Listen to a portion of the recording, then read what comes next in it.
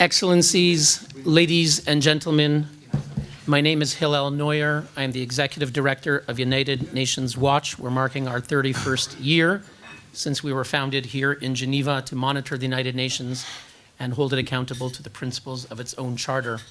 I'd like to welcome all of you and people watching around the world online to the first ever International Summit for a Future Beyond UNRWA. We're at a turning point. Just a few weeks ago, most of the donor states of UNRWA, led by the United States, froze their funding for the first time to this agency over evidence that members of the UNRWA staff actually took part in the atrocities of October 7th. Evidence, as reported in the Wall Street Journal, that anywhere between 1,200 to 1,500 employees of UNRWA, a so-called humanitarian group, actually belong to Hamas and Islamic Jihad. And actually with us here, we'll hear from her later, is Ayelet Samarano. She is the mother of 21-year-old Jonathan, who tragically was murdered on 7th October, and his lifeless body is seen on a video, and we'll see it later when Ayelet speaks, was taken away by an UNRWA social worker. It's seen on video, driving a white SUV with UNRWA license plates. That just underscores so much of what we'll hear today, the problem with this supposedly humanitarian organization. So countries have frozen funding. That's where we're at today. They created two inquiries. One is by the Internal Oversight Office, known as OIOS. We'll hear shortly from Ed Flaherty. He's a lawyer here in Geneva, and he's an expert on UN investigations. And we're going to understand how this OIOS is indeed perhaps the last kind of entity that can conduct an independent investigation. It's not independent. We'll hear from him about that.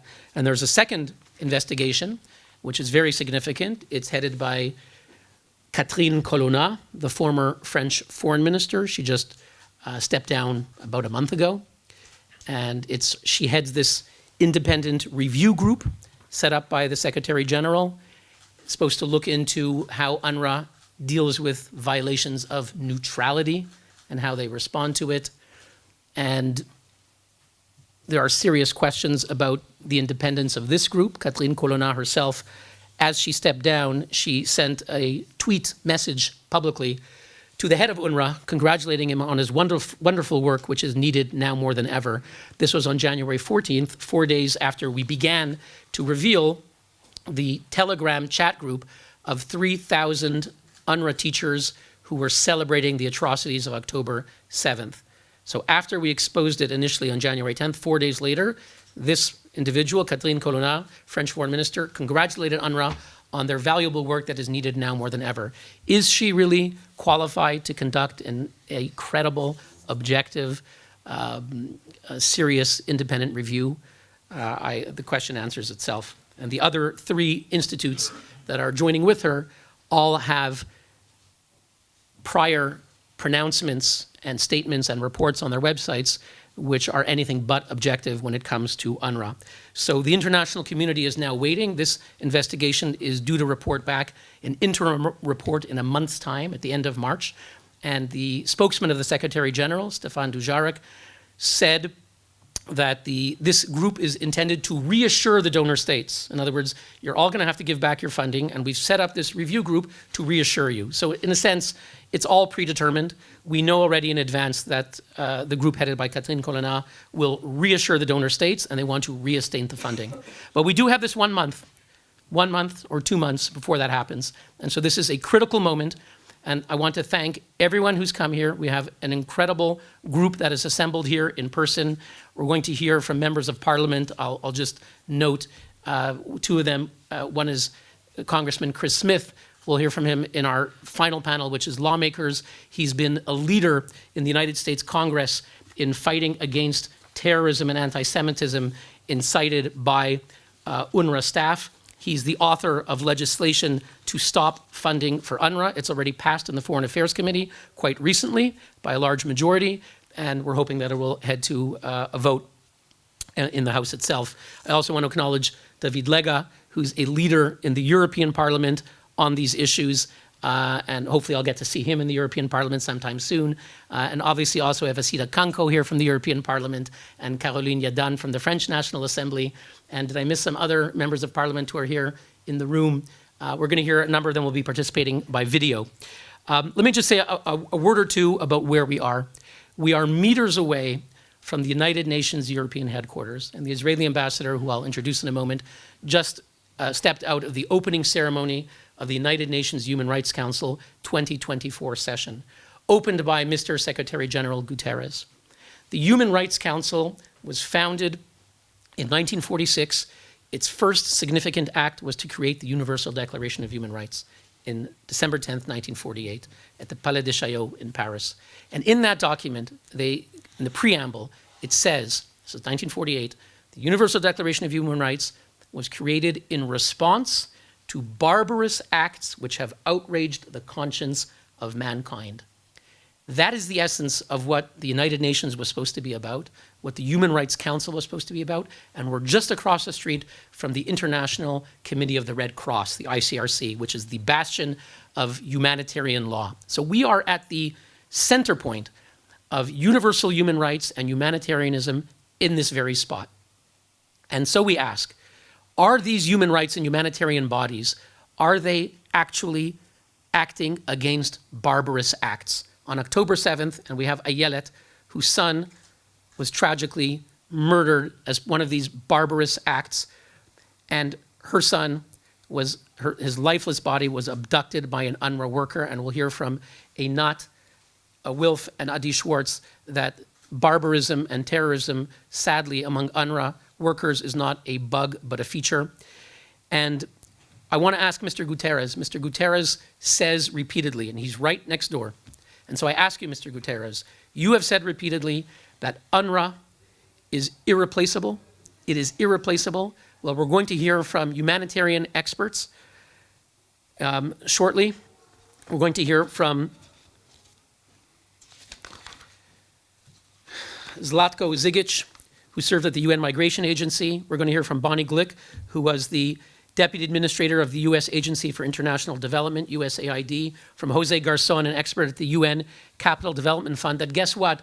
UNRWA is not irreplaceable. There are millions of refugees and other individuals who have humanitarian needs who are addressed by an array of UN bodies that are not riddled and infested with terrorism. There are other alternatives. But sadly, Mr. Secretary General, you gave orders, and we know that because it was reported by veteran UN reporter Colin Lynch in DevEx last week that the Secretary General Guterres has urged the heads of the UN's principal relief agencies, including World Food Programme and UNICEF, to rebuff appeals by Israel and the United States to undertake work currently carried out by the world body's beleaguered Palestinian Refugee Agency. In other words, Secretary General Guterres, notwithstanding efforts by Ambassador David Satterfield, the US humanitarian envoy, and the USAID and the State Department to find other agencies that can do the work. Guterres has given them orders. You're prohibited from picking up any of the services that Palestinians in Gaza need. You're not allowed to do it.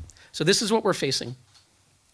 And finally, Mr. Guterres, you say repeatedly the talking points that are parroted by the apologists for UNRWA around the world. You say repeatedly that UNRWA does life-saving work. It's a lifeline. We have a video that my colleague Lewis prepared. You'll see dozens of individuals around the world parroting the talking points. UNRWA does life-saving work. UNRWA's a lifeline, irreplaceable. Really, Mr. Guterres, 100,000 people in the last 24 hours, more than 100,000 people, when I asked them to support this conference, they rallied around the world, and I have 100,000 names printed up here in microscript just to save paper, because we care about the environment. 100,000 people have signed this petition, Mr. Guterres, and I'm just going to read a few words to you. Enough is enough. UNRWA must be dissolved and replaced. In the last few weeks, it has been revealed. Again, Mr. Guterres, you say UNRWA is doing life-saving work. It's been revealed that 12 UNRWA staff took part in the massacre of October 7th, and actually it's another 30 at least that we have evidence were related, so about 42 at least. 1,200 staff at least are part of terrorist groups. 3,000 UNRWA teachers belonged to this Telegram chat group that celebrated the massacre of October 7th. We have an UNRWA headquarters in Gaza. Underneath was a tunnel built by Hamas, one of their key assets, a computer server with espionage intelligence center built under UNRWA headquarters in Gaza, with electric cables coming directly from the UNRWA headquarters. Lazzarini, Philippe Lazzarini, Mr. Guterres, your head of UNRWA, he was asked about it. His response was literally, quote unquote, the tweet, UNRWA does not know what's under its headquarters in Gaza. So even though 10 years ago, we know from reports that the parking lot was sinking and everyone looked away, see no evil, hear no evil, nobody knew anything. Really not very credible. And we'll hear from Ambassador Dennis Ross, the former US peace process envoy, and he'll have a few words to say about that. Mr. Guterres, you said that you were horrified about the terrorist attacks. In our petition, 100,000 people said you could not pretend to be horrified by this news because for the last decade, UN Watch sent countries and yourself warnings about UNRWA staff support for terrorism. The UN did nothing except to attack the messenger. The United Nations repeatedly, and UNRWA especially, attacked us, saying that we're against refugees when we were doing the work that the UN failed to do, exposing their own teachers and school principals who are regularly encouraging and promoting terrorism. A few bad apples? Really? It's not a few bad apples. We documented hundreds, and in every case, when an UNRWA teacher glorified Hitler, glorified Hamas terrorist attacks, in not one instance was there a fellow, one of his or her peers, who said, I'm shocked when Elham Mansour of Lebanon in May 2022 said, slaughter all Jews and Israelis wherever you find them. This is your obligation by Allah. Not one of her peers said, Elham, I'm shocked. You're such a bad apple. This is not what we do. The contrary. All of them liked it, and when we go on the likes, and my colleague Dan Smith prepared a video a few years ago, and you see who clicks like, another UNRWA teacher, like. The rot, it's not rotten apples, it's rotten to the core. I'm going to conclude by saying this is a moment where the international community has to decide if an agency that is supposed to be humanitarian is actually complicit in barbarism. It's a moment where the funds are frozen and we can take action. That's what this conference is about. Everyone will have their own views of what they want to say. So I'm speaking for myself, but I know I'm speaking for many. We're at this turning point. The next few weeks will be crucial. We're going to hear from our experts and victims today. And at the end of the conference, I will share with you where we're going to go forward and take action. So thank you all for coming.